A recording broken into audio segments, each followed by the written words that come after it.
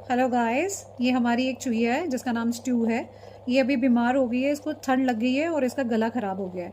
और इससे कुछ खाया नहीं जा रहा, इसके गले में बहुत ज़्यादा जैसे साउंड जैसी प्रोड्यूस हो रही है। तो अगर आपकी भी चूहिया बीमार हो जाती है या उसको प्रॉब्लम होती है तो आप इस तरह से एक स्टीमर में उसको भाप दे सकते हो। चाहे तो आप विक्स डाल के भाप दीजिए या फिर आप जो सर्दी में जैसे काढ़ा बनाते हैं अपने लिए, वैसे ही काढ़ा बना लीजिए। काढ़ा उसको पीने को भी दीजिए। अगर वो नहीं पीती है तो आप इस पानी के अंदर काढ़ा डाल दीजिए, क्योंकि इसके जो फ्यूम्स हैं वो जब उसको लगेंगे, मतलब उसके गले में जाएंगे तो उसको बेटर फील होगा। देखिए ये भी आराम से भाप ले रही है, क्योंकि जो इसके फ्यूम्स हैं वो उसको रिलैक्स कर रहे हैं, इससे इसको आराम मिल रहा है। तो आप ऐसे ही करिए ताकि आपकी चूहिया को भी या चूहे को भी आराम मिल सके। Thank you.